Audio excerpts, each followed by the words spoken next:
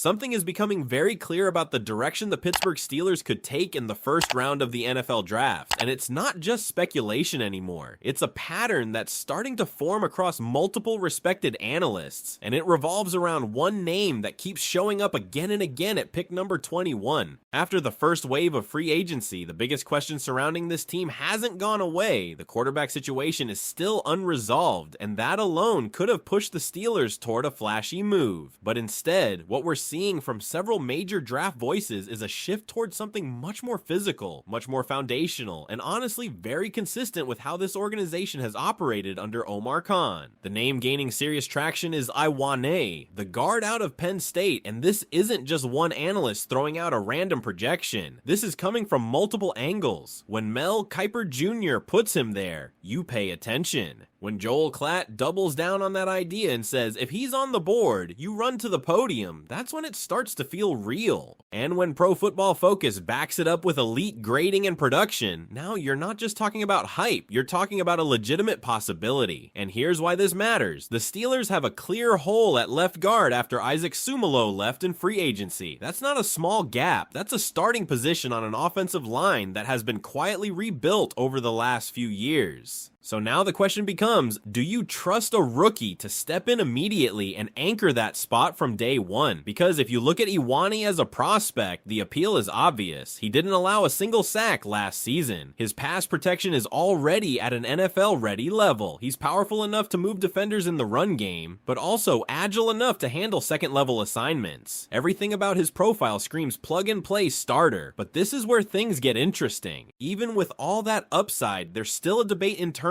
and you can feel it, because this isn't just about whether Iwane is good enough. It's about whether this is the smartest way to use a first-round pick. There are still veteran guards available in free agency. Proven players, guys who could come in right now, stabilize the position, and allow the Steelers to go in a completely different direction with that first round selection. And that direction, for a lot of people watching this team, still points toward wide receiver, because let's be honest, this receiver room still has questions. And in a draft class loaded with talent at that position, passing on that opportunity could be risky, especially if the top names start coming off the board quickly, and Pittsburgh is left choosing between filling a need on the offensive line or adding a dynamic weapon to the offense. But then again, when you look at Omar Khan's track record, there's a clear trend. He builds from the trenches. He prioritizes physicality. And if that philosophy holds, taking a guard like Iwane at 21 wouldn't just make sense. It would be completely in line with how this front office operates. Now shift the focus for a second, because there's another projection out there that caught a lot of people off guard. Daniel Jeremiah has the Steelers going in a completely different direction, selecting Blake Miller, a right tackle out of Clemson. And this opens up a whole different conversation, because if you go that route, it's not just about adding a tackle, it's about reshaping the entire offensive line. There's talk of potentially moving Troy Fautanu back to left tackle, a position he played in college, and creating space for Miller on the right side. It's a bold idea. It's not the most obvious move, but it does have logic behind it. If you believe in Fautanu's ability to handle the blind side, and if Miller develops into a reliable right tackle, suddenly you've upgraded two positions with one decision. But here's the thing that doesn't get talked about enough. Dylan Cook, a player who quietly stepped in last season and performed at a level that most people outside of Steelers circles didn't even notice. But there's a real argument that he's already capable of competing for a starting role, and if that's the case, is spending a first-round pick on a tackle really the best use of resources? And this is where the entire situation becomes fascinating, because depending on what the Steelers do in free agency over the next stretch, everything could shift. If they sign a veteran guard, the urgency to draft one disappears. If they add a receiver, that changes the priority list. If they stand pat, then suddenly all these projections start to feel a lot more realistic. So now you're looking at multiple paths: a dominant guard who fills an immediate need, a tackle that could reshape the line long term, and all of this happening while the biggest question of all, the quarterback position, is still hanging over everything. And that's where things are about to get even more interesting, because if the Steelers don't solve that quarterback situation before draft night, there's one more name that could completely change the direction of this franchise, and it's already starting to appear in these projections. So let me ask you this, based on everything you're seeing right now, would you rather see the Steelers lock in the offensive line with a player like Ioane, or take a bigger swing at a premium position and change the identity of this offense? And that's where the conversation takes a sharp turn, because while the offensive line options feel safe, logical, and very Steelers football, there's one projection that brings a completely different level of risk, upside, and long-term impact to the